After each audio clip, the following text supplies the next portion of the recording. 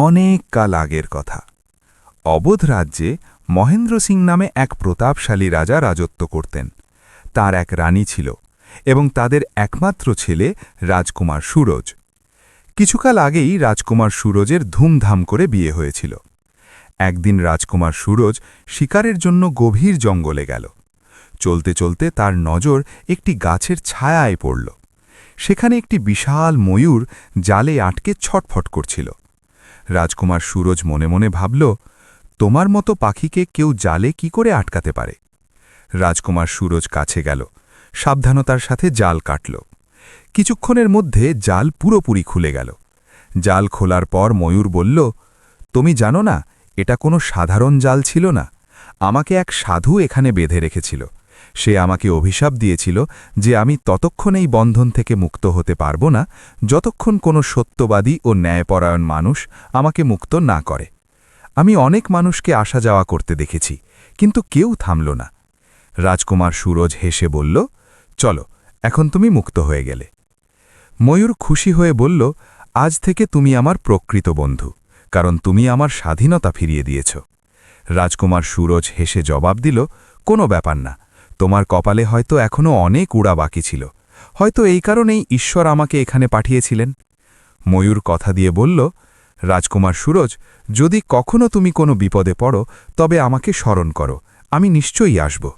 রাজকুমার সুরজ হাসল এবং প্রাসাদে ফিরে আসল।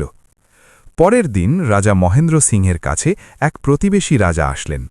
প্রতিবেশী রাজা বিনতি করে বললেন, মহারাজ, আমার ওপর আমার প্রতিবেশী রাজা আক্রমণ করেছে। আমার অনেক সৈন্য মারা গেছে। আমি আপনার সহায়তা চাই। আমার সৈন্য এবং অস্ত্র দরকার। আমি এই যুদ্ধে জিততে চাই। রাজা মহেন্দ্র সিং আশ্বাস দিয়ে বললেন, কোনো ব্যাপার না, সকাল হতেই সৈন্যের ব্যবস্থা হয়ে যাবে। রাজা মহেন্দ্র সিং নিজের সেনাপতিকে ডেকে আজ্ঞা দিলেন, সেনাপতি, কাল সকালে তোমাকে এবং রাজকুমার সুরজকে সৈন্য নিয়ে যুদ্ধভূমির জন্য রওনা হতে হবে। এই যুদ্ধ একদিনের নয়, বরং 12 বছর লম্বা হতে পারে। জিতেই ফিরতে হবে। সেনাপতি মাথা নত করে বলল, ঠিক আছে মহারাজ।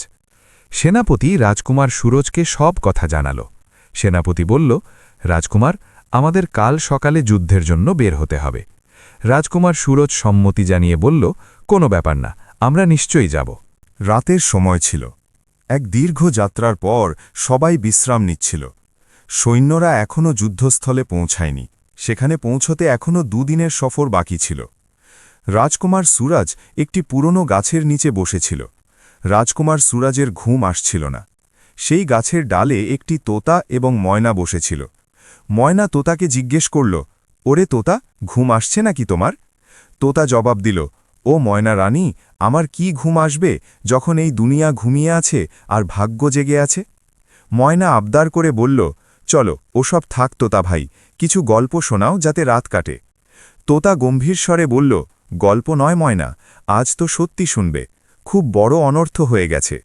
নিচে শুয়ে থাকা রাজকুমার সুরাজ এটা শুনে ধীরে ধীরে সজাগ হয়ে গেল, কিন্তু চোখ বন্ধ রাখল। ময়না উৎসুক হয়ে জিজ্ঞেস করল, কি হয়েছে তোতা? তোতা ইশারা করে বলল, যে এই গাছের নিচে শুয়ে আছে সে রাজকুমার সুরাজ। তার ভাগ্যে একটিই ছেলে ছিল। যদি আজ রাতে সে প্রাসাদে থাকত তবে সেই ছেলেই জন্ম নিত, আর এখন তার ঝুলিতে রাজপাট তো থাকবে, কিন্তু কোল খালি থাকবে। রাজকুমার সুরাজ তৎক্ষণাৎ উঠে বসল। সেনাপতিকে জাগাল। রাজকুমার সুরাজ সেনাপতিকে বলল, সেনাপতি, ওই তোতা আর ময়না বলল যদি আমি আজ রাতে প্রাসাদে থাকতাম তবে আমার পুত্রের জন্ম হতো। এখন হয়তো কখনো হবে না। দুজনে কিছু মুহূর্ত মৌন রইল। সেনাপতি হঠাৎ মনে করে জিজ্ঞেস করল, মহারাজ, আপনার কি মনে আছে একবার আপনি এক ময়ূরকে জাল থেকে বাঁচিয়েছিলেন? সে কথা দিয়েছিল যে যখনই আপনার প্রয়োজন হবে সে নিশ্চয়ই আসবে। রাজকুমার সুরাজ সন্দেহের সাথে বলল, সেনাপতি, সে তো একটি পাখি। সে আমাকে এত দূরে এত তাড়াতাড়ি প্রাসাদে কি করে পৌঁছে দিতে পারে? সেনাপতি বিশ্বাস জাগিয়ে বলল, এটা পাখির কথা নয় মহারাজ, এটা সেই কথা বা বচন যা মন থেকে দেওয়া হয়েছিল। একবার চেষ্টা করে দেখুন। রাজকুমার সুরাজ চোখ বন্ধ করল এবং মন থেকে ময়ূরকে স্মরণ করল। তখনই হঠাৎ এক তেজ আলো চমকাল এবং সেই বিশাল ময়ূর সামনে চলে আসল। ময়ূর খুশি হয়ে জিজ্ঞেস করল, বন্ধু, আমাকে স্মরণ করলে তুমি? বলো, কোন সংকট তোমাকে ডেকেছে? রাজকুমার সুরাজ উদাস স্বরে বলল, বিপদ তো আছে, কিন্তু হয়তো এটা তোমার সাধ্যের বাইরে। ময়ূর আত্মবিশ্বাসের সাথে বলল, এমন কি কাজ আছে যা আমি আমার প্রকৃত বন্ধুর জন্য করতে পারব না? রাজকুমার সুরাজ ধীরে ধীরে পুরো কথা জানাল, পুত্রের জন্মের কথা, সময়ের সীমা এবং ভবিষ্যৎবাণী। ময়ূর বুঝে নিয়ে বলল, তো তুমি রানীর কাছে পৌঁছতে চাও? ব্যাস এইটুকু কথা? চলো আমার পিঠে ওঠো। রাজকুমার সুরাজ আশ্চর্য হয়ে বলল, আমার এখানে পৌঁছতে 6 মাস লেগেছিল, আর তুমি বলছো যে এখনই প্রাসাদে পৌঁছে দেবে? ময়ূর হেসে বলল, নিজের পিতার ধর্মের মান রেখে আমার পিঠে বসো। রাজকুমার সুরাজ ইতস্তত করে বসল। ময়ূর উড়ল। কিছুক্ষণ পর ময়ূর একটু হাঁপাতে হাঁপাতে বলল, মহারাজ, আপনার ওজন খুব বেশি, আমি ক্লান্ত হয়ে গেছি। রাজকুমার সুরাজ অবাক হয়ে জিজ্ঞেস করল, কি বলছো? এখনও তো 5 মিনিটই হয়েছে, আমরা কোথায় পৌঁছেছি? ময়ূর জানালো, অর্ধেক রাস্তা পার হয়ে গেছে। রাজকুমার সুরাজ বলল, এমন করো যে আমাকে ওখানেই নিয়ে চলো যেখান থেকে আমাকে বসিয়েছিলে। ময়ূর জোর দিয়ে বলল, কি বলেন মহারাজ, যদি পিছে যেতে পারি তবে সামনেও যেতে পারব। ময়ূর দ্রুত বেগে উড়ল এবং প্রাসাদে পৌঁছে রাজকুমার সুরজকে প্রাসাদের ছাদে নামাল। ময়ূর সাবধান করে দিয়ে বলল, দেখো বন্ধু, সন্তানের আশায় কোথাও যেন দিন না হয়ে যায়। সকাল হওয়ার আগে ফিরে এসো, সৈন্যরা এখনও ঘুমিয়ে আছে, ওরা জানতেও পারবে না। যদি সূর্য উঠে যায় তবে আমি তোমাকে ফিরিয়ে নিয়ে যেতে পারব না। রাজকুমার সুরজ কথা দিয়ে বলল, ঠিক আছে, আমি জলদি ফিরব। রাজকুমার সুরজ ধীরে ধীরে রানীর কক্ষের দিকে এগোল। তখনই তার রানীর বলা একটি কথা মনে পড়ল। রাজকুমার সুরজ নিজে নিজে ভাবল, তোমার বিনা অন্য কেউ আমাকে দেখতেও পারে না, আমি এক পতিব্রতা স্ত্রী। রাজকুমার সুরজ ভাবল, রানী তো জানেও না যে আজ আমি আসব। এখন সত্যি মিথ্যার ভেদও আজই সামনে চলে আসবে। রাজকুমার সুরজ নিজের মুখে একটি রুমাল বাঁধল এবং রানীর ঘরে প্রবেশ করল। রানী নিজের খাটে গভীর ঘুমে আচ্ছন্ন ছিল। রাজকুমার সুরজ ভাবল, যদি আমি অমনি ওকে জাগিয়ে দিই তবে ও বুঝতে পারবে যে কেউ এসেছে। আমাকে এমন কিছু করতে হবে যাতে ও জাগেও আর জানতেও না পারে যে কে। রাজকুমার সুরজ নিজের হাত দিয়ে রানীর পা হালকা করে নাড়াল।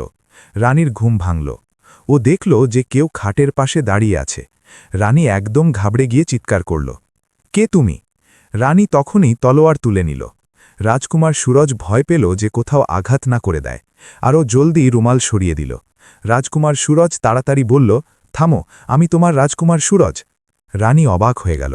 রানী আশ্চর্য হয়ে জিজ্ঞেস করল, মহারাজ, আপনি এখানে কি করে? রাজকুমার সুরজ তাকে সব কিছু বিস্তারিত বলল। রানী চুপচাপ শুনল।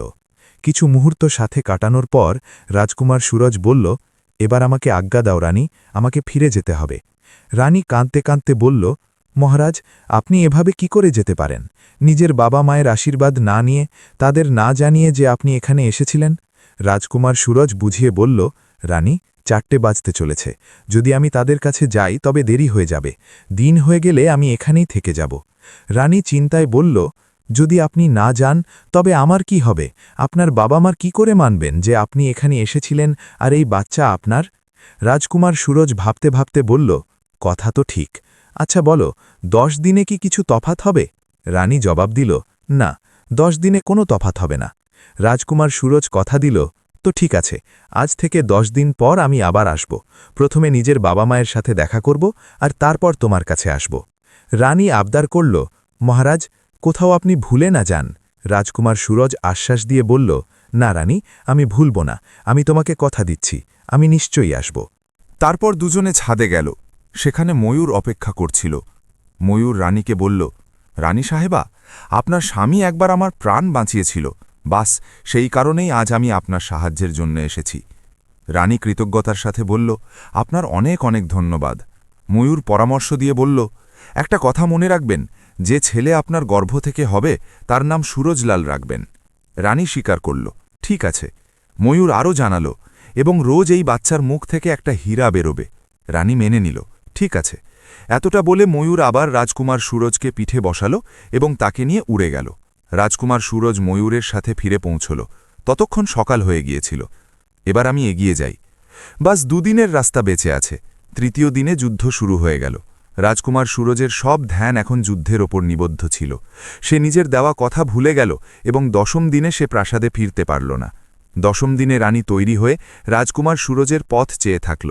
রানী নিজে নিজে বলল, আজ আমার স্বামী আসবেন, আজ 10ম দিন। ঘণ্টার পর ঘণ্টা কেটে যায়, দিন গড়িয়ে যায়। রানী বারবার চমকে দেখে, এবার হয়তো আসলো, কিন্তু রাজকুমার সুরজ আসে না। আরও 1 সপ্তাহ কেটে গেল, তারপর 1 মাস। রানী এখন হতাশায় ডুবতে লাগল। রানী একা একা ভাবল, এই ভয়ই ছিল আমার। আমি তো বলেছিলাম ওকে বাবা মায়ের সাথে দেখা করেই যেতে, কিন্তু উনি আমার একটা কথাও শুনলেন না। এখন আমার অবস্থা খারাপ হতে চলেছে। 3 মাস পর রানীর গর্ভ দেখা যেতে লাগল। দাসীরা ফিসফাস করতে লাগল। দাসীরা নিজেদের মধ্যে বলল, এটা কি হয়ে গেল? রাজকুমার সুরজকে তো যাওয়ার 10 মাস হয়ে গেল। রানী এখন উদাস এবং একা। সে বিছানায় বসে অস্থির হয়ে ভাবল, আর লুকোনো যাবে না, আমাকে রাজমাতাকে সবকিছু বলতেই হবে। সংযোগবশত সেই সময় রাজমাতা প্রাসাদে হাঁটছিলেন। যখন তিনি রানীর কক্ষের পাশ দিয়ে যাচ্ছিলেন, তখন তার নজর হঠাৎ রানীর ওপর পড়ল, যে ধীরে ধীরে ওঠার চেষ্টা করছিল। রাজমাতার চোখ রানীর পেটের ওপর আটকে গেল। রাজমাতা চমকে গিয়ে চিৎকার করলেন, এটা কি করে হতে পারে? রাজমাতা দ্রুত ভেতরে গেলেন। রানী উঠে চরণ স্পর্শ করতে লাগল। রাজমাতা রাগে বললেন, থামো, এটা তুমি কি করে ফেললে? তুমি তো কুলের মর্যাদাই মাটিতে মিশিয়ে দিলে। আমার ছেলেকে যাওয়ার অনেক মাস হয়ে গেছে। রানী বলল, মা, আপনার ছেলে এখানে এসেছিল। রাজমাতা রাগে বললেন, এখন যুদ্ধে যাওয়া আমার ছেলেকে বদনাম করবে? লজ্জা আসে না? রানী কাঁদতে কাঁদতে বলল, আমি সত্যি বলছি, আমি অনেক বলেছিলাম যে দেখা করে যান, কিন্তু উনি গেলেন না। রাজমাতা ক্রোধের সাথে বললেন, মিথ্যে। যদি ও আসত, তবে আমাদের সাথেও দেখা করত। শুধু তোমার সাথেই কেন দেখা করত? এই সব তোমার বানানো মিথ্যে। এখন তুমি এর শাস্তি পাবে। রাজমাতা রাগে রাজার কাছে গেলেন। রাজমাতা রাজাকে বললেন, মহারাজ, আমাদের রাজকুমার সুরজকে যাওয়ার 10 মাস হয়ে গেল, আর আপনার বৌমা অনর্থ করে ফেলেছে। রাজা জিজ্ঞেস করলেন, কি বলছো রানী? রাজমাতা জানালেন, আমি যখন জিজ্ঞেস করলাম বাচ্চা কার, তো সে বারবার আমাদের ছেলেরই নাম নিচ্ছে। এখন আপনিই বলুন, শুধু ওর বলে দেওয়াতে আমরা কি করে মানব যে সে সত্যি এসেছিল? এখন এই কথা যেন কেউ না জানতে পারে। একে মৃত্যুদণ্ড দেওয়া হোক। চুপচাপ একে জঙ্গলে ফেলে দিয়ে আসতে বলো, যেখানে না কোনো আলো থাকবে, না মানুষ। জানোয়ার একে খেয়ে নেবে, আর কেউ কিছু জানতেও পারবে না। রাজা সম্মতি জানালেন, ঠিক আছে, যা তুমি বলো। পরের দিন সকালে রানীর জন্য এক সুন্দর পালকি সাজানো হলো। রাজা রানীকে বললেন, বেটি, এখন তুমি এই পালকিতে বসে পড়ো, এটা তোমার জন্য এসেছে। রানী দুঃখী স্বরে বলল, যেমন আপনার আজ্ঞা পিতাজি। আমি তো সত্যি, কিন্তু আজ আমার সত্যি কোনো কাজে আসলো না। এক শেষ ইচ্ছা আছে আমার। আমার কক্ষে একটি বাঁশি পড়ে আছে, দয়া করে আমাকে সেটি দিন। রাজা আজ্ঞা দিলেন। ঠিক আছে। রাজা বাঁশি আনালেন এবং তাকে সঁপলেন। রাজা সৈন্যদের আদেশ দিলেন, একে এমন জায়গায় নিয়ে যাও যেখানে দিনেও অন্ধকার থাকে এবং 12 কোষ পর্যন্ত কোনো প্রদীপ না জ্বলে। এরপর সৈন্যরা রানীকে পালকিতে বসিয়ে জঙ্গলের দিকে রওনা হল। জঙ্গলে পৌঁছে সৈন্যরা পালকিকে এক বড় গাছের নিচে থামাল। রানী সৈন্যদের বলল, আপনাদের কোনো দোষ নেই, আপনারা নিজেদের পালকি নিয়ে ফিরে যান। আমার সাথে যা হবার দেখা যাবে। সৈন্যরা রানীকে নামিয়ে দিয়ে চুপচাপ ফিরে গেল। রানী একা রয়ে গেল। সে নিজের কাছে রাখা বাঁশি তুলে নিয়ে বাজাতে লাগল এবং তারপর ভগবানের নাম নিল। রানী প্রার্থনা করল, হে ভগবান, আমি তো সত্যি ছিলাম, তবু আমার সাথে এমন সময় কেন আসলো? রানীর বাঁশির মধুর সুর জঙ্গলে ছড়িয়ে গেল। সেই সময় পাশ দিয়েই এক গরিব কাঠুরে যাচ্ছিল, যার নাম হরিপ্রসাদ। হরিপ্রসাদ নিজে নিজে বলল, অরে, জঙ্গলে কেউ বাঁশি বাজাচ্ছে, আওয়াজ তো খুব মিষ্টি, দেখি তো কে। সে আওয়াজের দিকে এগোল এবং রানীকে দেখে চমকে গেল। রানী মনে মনে ভাবল, হে ভগবান, এর থেকে ভালো কোনো বাঘ পাঠিয়ে দিতে আমার অন্ত হয়ে যেত। এখন এই মানুষটা কি জানবে যে আমার সাথে কি হয়েছে? হরিপ্রসাদ স্নেহ নিয়ে বলল, বোন, আমাকে ভয় পাবেন না, আমি আপনাকে নিজের ধর্মের বোন মানি। আপনি এখানে একা জঙ্গলে কি করছেন? রানী বলল, আপনার এতে কি দরকার? দয়া করে এখান থেকে যান, এই কথা জিজ্ঞাসা করার মতো নয়। হরিপ্রসাদ আবদার করল, আমি আপনাকে এই অবস্থায় ছেড়ে যেতে পারি না। আপনি আমাকে নিজের ভাই মানুন আর সত্যিটা বলে দিন। রানী বলল, এখন আপনি আমার ধর্মের ভাই হয়ে গেছেন, তো আমি সব বলছি। রানী নিজের কাহিনী শুনিয়ে দিল। হরিপ্রসাদ বলল, যদি তুমি সত্যি নির্দোষ হও, তবে আমার সাথে চলো, আমি তোমাকে নিজের বাড়িতে নিয়ে চলি। কাঠুরে রানীকে নিজের বাড়িতে নিয়ে গেল এবং নিজের স্ত্রীকে সব কিছু বলল। হরিপ্রসাদের স্ত্রী রানীকে বলল, আপনি চিন্তা করবেন না বোন, এখন আপনি আমাদের সাথে থাকুন, এই দুঃখের ঘড়ি আমরা সবাই মিলে পার করব। রানী ধন্যবাদ দিয়ে বলল, ঠিক আছে বোন, ধন্যবাদ। কিছু সময় কাটল এবং রানী এক পুত্র সন্তানের জন্ম দিল। বাচ্চার নাম রাখা হল সুরজলাল। ঠিক যেমনটা ময়ূর ভবিষ্যৎবাণী করেছিল। ও কোনো সাধারণ বালক ছিল না। সুরজলাল প্রতিদিন একটি দামি হীরা উগলাত। রানী সেই প্রতিটা হীরা চুপচাপ সামলে লুকিয়ে রাখত। একটা ভয় তার ভেতরে অনবরত কাজ করছিল। ভয় এই যে যদি কাঠুরে এই রহস্যের কথা জানতে পারে তবে সে কোথাও তার ছেলেকে ছিনিয়ে না নেয়। 18তম দিনের সকালে রানী কাঠুরের স্ত্রীকে বলল, বোন, তুমি রান্না করে নাও, ভাই আসতেই হবে, ততক্ষণ আমি কাপড় ধোয়ার জন্য নদীতে যাচ্ছি। রানী কাপড় নিয়ে চলে গেল। কিছুক্ষণ পর কাঠুরে বাড়ি ফিরল। হরিপ্রসাদ স্ত্রীকে জিজ্ঞেস করল, অরে, আমার বোনের বিছানা খালি কেন, ও কোথায় গেল? স্ত্রী জানালো, ও কাপড় ধুতে গেছে। হরিপ্রসাদ বলল, ভাগ্যবতী, এখনও কিছুদিন ওকে বাইরে যেতে দিতে নেই। তখনই বাচ্চা কাঁদতে লাগল। কাঠুরে বলল, তুমি পরে খেয়ে নিও, আগে বাচ্চাটাকে সামলাও। স্ত্রী বাচ্চা তুলল এবং তখনই তার মুখ থেকে একটি হীরা বেরোল। স্ত্রী ঘাবড়ে গিয়ে চিৎকার করল, হে ভগবান, এই বাচ্চার মুখ থেকে কি বেরোল? আরে, এটা তো মহামূল্যবান হীরা। হরিপ্রসাদ জিজ্ঞেস করল, আগে কি এমন কোনো হীরা বেরিয়েছে? স্ত্রী বলল, এর ব্যাপারে আমি কিছু জানি না, একটু বালিশের নিচে দেখো তো। ওরা বালিশের নিচে দেখল এবং সেখান থেকে একই রকম 17টি মূল্যবান হীরা বেরোল। হরিপ্রসাদ বলল, 18টি হীরা, আর একে আনা হয়েছে 18 দিন হয়েছে। এর মানে এই বাচ্চার রোজ একটা হীরা ওগলায়। এটা তো চমৎকার। আমাদের আর এখানে থাকা উচিত নয়, জলদি মালপত্র বাঁধো আর চলো এখান থেকে। স্ত্রী আটকাল, লোভে পড়ে নিজের বোনকে দুঃখী করো না। মনে করো যখন আমরা তাকে জঙ্গল থেকে এনেছিলাম, এই বাচ্চা ওর থেকে ছিনিয়ে নিও না। হরিপ্রসাদ রাগে বলল, অনেক হয়েছে, ও আমার বোন, তোমার নয়, এখন তর্ক করো না, বাচ্চা তোলো আর চলো। দুজনে বাচ্চা নিয়ে ঘর থেকে পালিয়ে গেল। ওদিকে নদীর পাড়ে বসা রানীর হঠাৎ চিন্তা হল।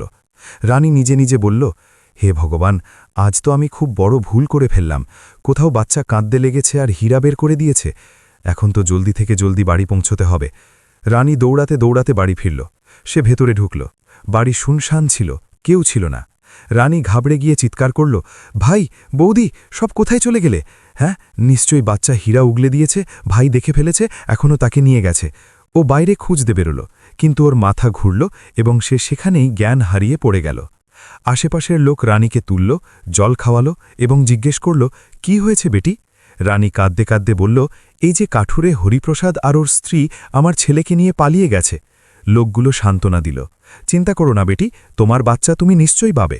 ও কোথাও পালিয়ে যাবে কোথায়, কোনো না কোনো জায়গায় নিশ্চয়ই থামবে। গ্রামবাসী রানীকে সান্ত্বনা দিল। এরপর রানী নিজের বাঁশি তুলে নিল আর ঘুরে বেড়াতে লাগল। সে ভগবানকে বলতে লাগল, হে প্রভু, একটাই বাচ্চা দিয়েছিলে, সেটাও আমার থেকে ছিনিয়ে নিলে। এখন তো আমি এই দুনিয়ায় মিথ্যেবাদী হয়ে গেছি, আমার বাচ্চাও নেই কাছে। ওদিকে কাঠুরে আর তার স্ত্রী অনেক দূরে কাশী নামক শহরে গিয়ে বসল। কাঠুরে ভাবল, এখন ও এখানে কখনো পৌঁছতে পারবে না, আমরা পুরোপুরি সুরক্ষিত। সেখানে পৌঁছে সে একটি বড় বাড়ি কিনে নিল এবং ধীরে ধীরে সেই রাজ্যের রাজার সাথেও বন্ধুত্ব করে নিল। এদিকে 9 বছর কেটে গেল। রানীও ঘুরতে ঘুরতে সেই শহরেই পৌঁছে গেল যেখানে হরিপ্রসাদ থাকত। সে ভিক্ষা করে পেট চালাত। সেই নগরের মন্দিরে এক পণ্ডিত থাকতেন। তিনি রানীকে দেখলেন এবং ভাবলেন, এ তো যুবতী স্ত্রী লাগছে, কিন্তু ভিক্ষা কেন করছে? পণ্ডিত রানীকে বললেন, বেটি, তুমি আমার সাথে থাকো, রান্না করে দিও, আমরা দুজনে মিলে খেয়ে নেব। রানী স্বীকার করল, ঠিক আছে পিতাজি, যেমন আপনি বলেন। পণ্ডিত বললেন, এখন তুমি ভিক্ষা করা ছেড়ে দাও, বাস এখানেই আমার সাথে থাকো। এরপর রানী স্নান করে বাঁশি বাজাতে শুরু করল। পণ্ডিত অবাক হয়ে গেলেন। পণ্ডিত বললেন, বাহ, কি সুর, এমন তো আমি কখনো শুনিনি। পণ্ডিতের মনে পড়ল যে শেঠ হরিপ্রসাদ তো খুব দাতা মানুষ। পণ্ডিত ভাবলেন, যদি আমি একে ওর কাছে নিয়ে যাই তবে হয়তো কিছু ইনাম পাওয়া যাবে। পণ্ডিত বললেন, বেটি, তুমি কামাল বাঁশি বাজাও, আমার কাছে দেওয়ার মতো কিছু নেই, কিন্তু এক হরিপ্রসাদ নামক শেঠ আছে, যদি তুমি তার দরজায় বাঁশি বাজাও তবে হয়তো সে খুশি হয়ে তোমাকে কিছু দিয়ে দেবে। রানী জিজ্ঞেস করল, কি সে এইখানেরই বাসিন্দা নাকি অন্য কোথাও থেকে এসেছে? পণ্ডিত জানালেন, না, ওর এখানে আসা 9 থেকে 10 বছরই হয়েছে। এখন রানীর বিশ্বাস হয়ে গেল যে ওই হরিপ্রসাদই তার ছেলেকে চুরি করেছিল। রানী মনে মনে ভাবল, যদি ওই ছেলে ফিরে আসে না আসে, অন্তত আমি ওকে দেখে তো নেব। এরপর পণ্ডিতজি আর রানী হরিপ্রসাদের বাড়ির দিকে রওনা হলেন। পণ্ডিত বললেন, আমি এবার যাই, তুমি ইনাম নিয়ে চলে এসো। রানী বলল, ঠিক আছে পিতাজি। রানী বাঁশি বাজাতে শুরু করল। ঘরের ভেতরে হরিপ্রসাদ আর তার স্ত্রী বাঁশির আওয়াজ শুনতেই দুজনে চমকে গেল। হরিপ্রসাদের স্ত্রী ভয়ে বলল, এটা সেই সুর, জঙ্গলের সেই মহিলা ফিরে এসেছে। হরিপ্রসাদ চাকরকে ডাকল এবং বলল, রাজার কাছে যাও আর বলো যে আমাদের বাড়ির বাইরে এক ডাইনি দাঁড়িয়ে আছে, তাকে ফৌরন মেরে ফেলা হোক। চাকর রাজার কাছে গেল আর কথা বলে দিল। রাজা জল্লাদদের আদেশ দিলেন, গিয়ে সেই ডাইনিকে ধরে ওখানেই শেষ করে দাও। কিছুক্ষণ পরই জল্লাদরা সেখানে পৌঁছল। ওরা রানীকে ধরে ফেলল আর টেনে টেনে মুর্দা ঘরের দিকে নিয়ে গেল। ওরা তলোয়ার বের করে দুই পাশে দাঁড়িয়ে গেল। রানী চোখ বন্ধ করল আর ভগবানকে স্মরণ করতে লাগল।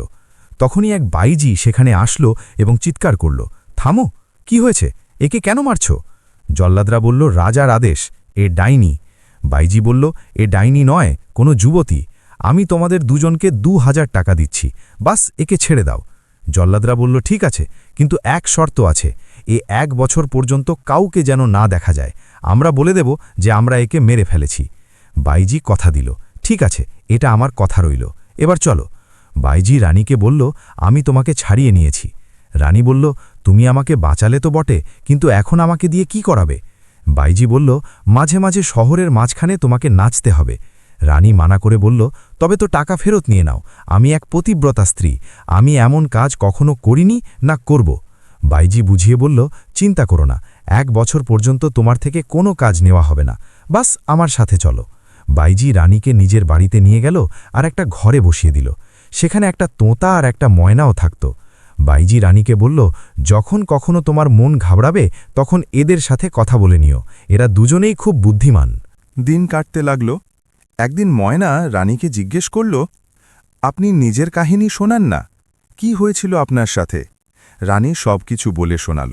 রাজকুমার সুরাজের কথা থেকে শুরু করে জল্লাদদের হাতে মরা পর্যন্ত পুরো যাত্রা। 6 মাস আরও কেটে গেল। একদিন বাইজি রানীর সাথে দেখা করতে আসলো। বাইজি বলল, আমি শুনেছি তোমার কাছে একটা বাঁশি আছে। রানী বলল, হ্যাঁ, আমার কাছে আছে। বাইজি বলল, তো একবার আমাকে বাজিয়ে শোনাও। রানী বাঁশি তুলল, আর যখন সেই সুর বাজল, বাইজির চোখ ভরে আসলো। বাইজি বলল, আমি তোমাকে আরও 6 মাসের ছুটি দিচ্ছি, বাস এক শর্ত আছে, আমাকে এই বাঁশির রোজ শোনাতে হবে। রানী বলল, আপনি চাইলে দিনে 2 বার শুনে নিন মা, যেমনই দিন বেরোবে আপনি চলে আসবেন, আমি নিশ্চয়ই শোনাব। এখন রোজ রানী নিয়ে ধুয়ে বাঁশি বাজাত আর বাইজি সামনে বসে শুনত। ওদিকে 12 বছর পর রাজকুমার সুরাজ যুদ্ধ জিতে নিল এবং নিজের সৈন্যদের সাথে ফিরছিল। সেই শহর দিয়েই যাচ্ছিল যেখানে রানী থাকছিল। তখনই বাঁশির আওয়াজ শোনা গেল। রাজকুমার সুরাজের কান খাড়া হয়ে গেল। রাজকুমার সুরাজ সেনাপতিকে বলল, এটা তো সেই সুর যা আমার রানী বাজাত। সেনাপতিকে জিজ্ঞেস করল, সেনাপতি, আমার থেকে খুব বড় ভুল হয়ে গেছে। তোমার কি মনে আছে, যখন আমি ময়ূরে বসে প্রাসাদে ফিরেছিলাম, আমি রানীকে বলেছিলাম যে আমি 10 দিনে ফিরে আসব, কিন্তু আমি কথা ভুলে গেলাম। এখন 12 বছর কেটে গেছে, না জানি আমার রানী কোন হালে থাকবে। কিন্তু এই বাঁশির আওয়াজ, এটা তারই, আমি চিনতে পারছি। সৈন্যদের এখানেই থামিয়ে দাও। রাজকুমার সুরাজ সেনাপতিকে আদেশ দিল। সেনাপতি, তুমি খোঁজ নাও যে এই বাঁশির আওয়াজ কোথা থেকে আসছে। ওদিকে সুরাজলাল এখন বড় হয়ে গেছে। সুরাজলাল ভাবল, চলো আজ নগরে ঘুরে আসি, হয়তো কিছু নতুন দেখতে পাব। সেনাপতি বাইজির বাড়িতে পৌঁছাল। সেনাপতি বলল, এই বাঁশি খুব অদ্ভুত, এটা শোনার কি দাম, আমাদের মহারাজ এটা শুনতে চান। বাইজি বলল, আমি জিজ্ঞেস করে আসছি। বাইজি রানীকে বলল, এক লোক এসেছে, বলছে যে তার বাদশাহ তোমার বাঁশি শুনতে চায়, কি দাম নেবে? রানী জানালা দিয়ে সেনাপতিকে দেখল আর চিনে ফেলল। রানী মনে মনে ভাবল, এ তো আমাদেরই রাজপ্রাসাদের সেনাপতি। রানী ভাবতে ভাবতে বলল, যদি বাদশাহ শুনতে চান, এই বাঁশির কোনো দাম নেই, এটা যে কেউ শুনতে পারে। বাইজি বাইরে এসে বলে দিল, এর কোনো দাম নেই, বাদশাহ এসে এটা শুনতে পারেন। সুরাজলালও বাঁশির সুরের পিছু পিছু সেখানে পৌঁছে গেল। সুরাজলাল নিজের চাকরকে বলল, যে লোকটা এখনই বেরোলো হয়তো বাঁশির জন্যই এসেছিল, গিয়ে জিজ্ঞেস করো কত দাম লাগলো, আমরা দ্বিগুণ দেব, আমাদের শুধু শুনতে হবে। চাকর গিয়ে বলল, হরিপ্রসাদের ছেলে সুরাজলাল বাঁশি শুনতে চায়, কি দাম? রানী জানালা দিয়ে দেখে ভাবল আর বাইজিকে বলল, মা, যে আগে এসেছিল সে তো আমার স্বামী রাজকুমার সুরাজের সেনাপতি, আর যে এখন বাঁশি শুনতে আসবে সে বাদশাহ হবে, যে কিনা আমার স্বামী, আমি তার রানী। এই যে এর পিছনে এসেছে, বাস এর জন্যই আমি সেদিন মরতে বসেছিলাম। এই বাচ্চা আমার, যার নাম সুরজলাল। এ ওই হরিপ্রসাদের ছেলেময়। ও তো আমার থেকে ছিনিয়ে নেওয়া হয়েছে। তোতা আর ময়না তো আগে থেকেই জানত এই ব্যাপারে। যখন রানী রাজকুমার সুরজকে এগিয়ে আসতে দেখল, তখন তার খুব রাগ হয়ে গেল। ময়না ভাবল রানী ভেতরে বিষের পেয়ালা রেখে দিয়েছে, যেমনই বাদশা ভেতরে যাবে রানী ওই পেয়ালা খেয়ে নেবে, রানী নিজেকে শেষ করে দেবে। ময়না ভাবল যে কোনো বুদ্ধি লাগাতে হবে। তোতা আর ময়না দুজনেই বাইরে আসলো আর নিজেদের মধ্যে বলতে লাগল। তোতা বলল, চলো এখান থেকে উড়ে পালিয়ে যাই, এখানে তো এখনই ভূমিকম্প হতে চলেছে। ময়না জিজ্ঞেস করল, ওটা কিভাবে বলো তো শুনি। তোতা বুঝিয়ে বলল, তুমি কি জানো না? ময়না বলল, না, আমি কিছু জানি না। রানী যে আমাদের গল্প শোনাতো ওটা আজ পুরো হয়ে গেছে। এ সেই রাজকুমার সুরজ যে 10ম দিনের কথা দিয়ে এসেছিল রানীর সাথে। তার 10ম দিন আজ আসছে 12 বছর পর। এই যে ছেলে এদের পিছনে আসছে, এই ছেলে এরই। এদের দুজনের কিছু জানা নেই যে এরা দুজনে পিতা আর পুত্র। রানীর এত রাগ আছে যে যখনও রাজকুমার সুরজকে দেখবে তারপর প্রাণ দিয়ে দেবে। ভূমিকম্প তো এভাবেই আসবে। রাজকুমার সুরজ সব কিছু শুনে নিল, তার মাথায় সব কথা ঢুকে গেল, আর সুরজলালও সব জানতে পারল। সুরজলাল ভাবল, এ ওই হরিপ্রসাদের ছেলে নয়, এই ছেলের মা, ওই যে বাঁশি বাজাচ্ছে, এ তার পিতা। এরপর সারা কিস্সা বলে শোনাল। সুরজলাল জানতে পারল যে এ আমার পিতাজি। সুরজলাল বলল, আমার মায়ের সাথে 10ম দিনের কথা দেওয়ার জন্য আমার মাকে এখানে কষ্ট পৌঁছে দিয়েছে ও। সুরজলাল পিতাজিকে বলল, পিতাজি, আপনি খুব বড় ভুল করেছেন, খুব অনর্থ করে ফেলেছেন। রাজকুমার সুরজ বলল, এখন বেটা এর ফায়সালা আমরা পরে করব। এখন এমন করো, যদি আমি সামনে যাই তবে তোমার মা রাগে বিষ খেয়ে নেবে। এখন তুমি সামনে এসো, তুমি গিয়ে তোমার মায়ের সাথে দেখা করো, আমি পরে আসছি। এরপর ছেলে সামনে হলো আর পিতা পিছনে। ছেলে গিয়ে যখন মায়ের পাছ হলো, রানীর আত্মা খুশি হয়ে গেল। রাজকুমার সুরজও পিছে পিছে চলে আসলো। রানী তো পেয়ালার কথা ভুলেই গেল। রাজকুমার সুরজ বলল, আমি সব কাহিনী শুনে নিয়েছি। এখন এমন করো, সবাই বাইরে চলো, এখন সব কথার ফায়সালা ওখানেই হবে। এখন সবাই জড়ো হয়ে ওখানেই চলে আসলো। সেখানে সৈন্যরা দাঁড়িয়েছিল, সেনাপতি ছিল, খোলা ময়দানে সবাই জড়ো হলো। সেই দেশের বাদশাকেও ডেকে নেওয়া হলো, আর জহুরি শেঠ হরিপ্রসাদকেও ডেকে নেওয়া হলো। পণ্ডিতজিও আসলেন। যখন সবাই জড়ো হলো, তখন সেই দেশের রাজার কাছে রাজকুমার সুরজ জিজ্ঞেস করলেন, আপনার হুকুম কিভাবে চলে এই দেশে? আপনি কি সবার সাথে ইনসাফ করেন? কারো সাথে বেইমানি তো হয় না, না? রাজা বললেন, না, কোনো বেইমানি হয় না, সবার সাথে ইনসাফ করা হয়। রাজকুমার সুরজ জিজ্ঞেস করলেন, এই হরিপ্রসাদ কিছু সময় আগে এক চাকর পাঠিয়েছিল আর বলেছিল যে আমার বাড়ির বাইরে এক ডাইনি দাঁড়িয়ে আছে, তো তার ফয়সালা আপনি কি করেছিলেন? রাজা বললেন, তাকে তো ওই দিনই মেরে ফেলেছিলাম। রাজকুমার সুরজ বললেন, এই রানী সেই রানী যাকে আপনি মারার হুকুম দিয়েছিলেন। আপনি নিজে এসে তাকে দেখা ঠিক মনে করেননি, বরং জল্লাদদের পাঠিয়ে দিয়েছেন। আপনি রাজা, আপনি কেন দেখলেন না যে ডাইনিই কিনা অন্য কেউ? এটাই কি আপনার ইনসাফ? রাজার মাথা শরমে নিচু হয়ে গেল। রাজকুমার সুরজ রাজার জল্লাদদের হুকুম দিলেন, জল্লাদরা, এই রাজাকে ওখানেই নিয়ে গিয়ে কতল করো যেখানে ও রানীকে মারতে বলেছিল। ওই জল্লাদরা রাজাকে ধরে নিয়ে গেল। এরপর রাজকুমার সুরজ পণ্ডিতকে ডেকে নিলেন। পণ্ডিতজি ভয় পেতে পেতে সামনে আসলেন। রাজকুমার সুরজ বললেন, পণ্ডিতজি, ভয় পাবেন না, আপনিও আপনার কাহিনী বলুন, এই রানী আপনার কাছে কিভাবে আসলো? পণ্ডিত বললেন, মহারাজ, আমি তো রানীকে নিজের কাছে মেয়ে বানিয়ে রেখেছিলাম। আমি জানতাম না যে এই পাপী মেয়ের সাথে এই সব করবে। আমি তো ইনাম পাওয়া যাবে ভেবে পাঠিয়েছিলাম। আমি তো ধর্মের মেয়ে বানিয়ে একে নিজের কাছে রেখেছিলাম। রাজকুমার সুরজ বললেন, ঠিক আছে, আজ থেকে এই রাজ্যের মালিক আপনি। এরপর রাজকুমার সুরজ বাইজিকে ডাকলেন। রাজকুমার সুরজ বললেন, তুমিও তোমার কাহিনী শোনাও। আমি তো জানি, আমি চাই যে এই কথা সবাই জানুক। বাইজি বলল, মহারাজ, যখন জল্লাদরা রানীকে মারতে লেগেছিল, আমি হঠাৎ সেখানে পৌঁছে গিয়েছিলাম। আমি জানতে পারলাম যে এরা একে ডাইনি ভেবে মারতে চায়, কিন্তু এ ডাইনি নয়। আমি 2 জল্লাদকে 2000 টাকা দিলাম, এদের পিছু ছাড়িয়ে নিলাম। বাস এতটাই মহারাজ। রাজকুমার সুরজ বললেন, আজ থেকে তুমি 5টা গ্রামের মালকিন। এবার পালা হরিপ্রসাদের ছিল। সে তো কাঁপতে লাগল। হরিপ্রসাদ কাঁপতে কাঁপতে বলল, মহারাজ, আমার থেকে খুব বড় ভুল হয়ে গেছে। রাজকুমার সুরজ বললেন, 3টে ইনসাফ তো আমি করে দিলাম, এই যে 4র্থ ইনসাফ, এটা রানী তুমি করো। রানী বলল, আমার হুকুম তো এটা, একে আমি ধর্মের ভাই বানিয়েছিলাম, এ আমাকে বোন মেনেছিল, এ তো বদলে গেছে, এ তো আমার সাথে খুব বড় ঠগামি করেছে। মহারাজ, এ আমার ধর্মের ভাইই থাকুক, একে কোনো শাস্তি না দেওয়া হোক। রাজকুমার সুরাজ বললেন, বাহ রানী, বাহ, এই লোকটা তোমাকে কত দুঃখ আর কষ্ট দিয়েছে, তবুও তুমি একে মাফ করে দিলে। এটা প্রমাণ করে যে তোমার মন কত বড়। এরপর সবাই জড়ো হয়ে নিজের শহরের দিকে রওনা হল। যখন ওরা সেখানে গেল তো রাজারানী জানতে পারলেন যে তাদের ছেলে যুদ্ধ জিতে ফিরে এসেছে। রাজকুমার সুরজ নিজের পিতা আর মাতার চরণ স্পর্শ করলেন। এরপর যখন ছোট রানী পা ছুঁচা লাগল তো বড় রানী বলল, পিছে হটো, তুমি আমার কাছে এসো না, ওই কথা মনে করো যখন তোমাকে বাড়ি থেকে বের করে দিয়েছিলাম।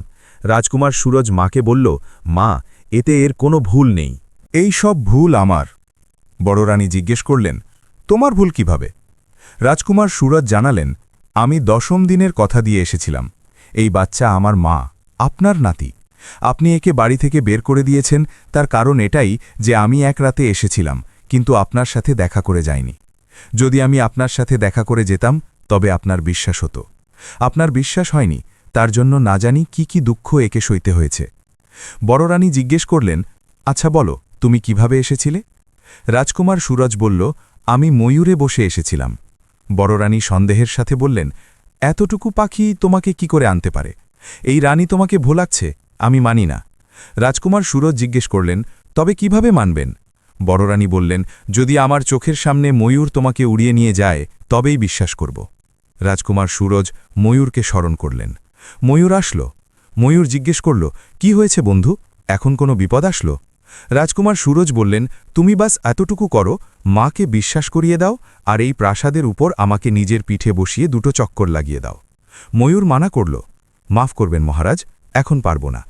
রাজকুমার সুরজ বললেন, তখন তো তুমি সেই এত দূর থেকে নিয়ে এসেছিলে, আর এখন বলছো পারব না, এমন কেন? রানী বলল, যখন তোমাকে আমাকে বাড়ি থেকে বের করাতে হয়েছিল সেই সময় তো এত দূর থেকে তুলে এনেছিলে। আজ যদি আমার সংসার আবার বসছে তবে তুমি আমার এতটুকু কাজ করতে পারো না? ময়ূর বলল, এটা তো আমি রাজকুমার সুরজের পিতার ধর্মকে জেনে তুলে এনেছিলাম, আমার তো এত ক্ষমতাও ছিল না। রানী বলল, এবার তুমি আমার ধর্মকে জানো। যদি আমার ধর্ম সত্যি হয় তবে তুমি চক্কর লাগাতে পারবে, যদি না হয় তবে তুমি লাগাতে পারবে না। ময়ূর রানীর ধর্ম মনে করল আর 2 নয়, পুরো 7 চক্কর লাগিয়ে নিচে নামিয়ে দিল। রাজকুমার সুরজ জিজ্ঞেস করলেন, এবার মানেন মা? বড় রানী বললেন, হ্যাঁ বেটা, আমাকে মাফ করে দাও। বন্ধুরা, আপনাদের এই কাহিনী কেমন লাগলো এটা আমাদের কমেন্টে নিশ্চয়ই জানাবেন। ভিডিওটি লাইক করতে ভুলবেন না, আর এটি নিজের বন্ধু ও পরিবারের সাথে শেয়ার নিশ্চয়ই করবেন। এমনই শিক্ষাপ্রদ, আবেগপূর্ণ আর অনুপ্রেরণামূলক কাহিনী দেখার জন্য আমাদের চ্যানেলটি এখনই সাবস্ক্রাইব করুন আর বেল আইকনটি টিপে দিন, যাতে প্রতিটা নতুন কাহিনী আপনার কাছে সবার আগে পৌঁছায়। আপনার একটা ছোট কমেন্ট আর একটা লাইক আমাদের আরও ভালো কাহিনী আনার শক্তি দেয়। কেমন লাগলো এই কাহিনীটি? আপনি কি আপনার জীবনেও কারো কথা দিয়ে ভুলে গেছেন? যদি হ্যাঁ, তবে তার কি ফল হয়েছে কমেন্টে জানান। পরবর্তী গল্পে আবার দেখা হবে। ধন্যবাদ।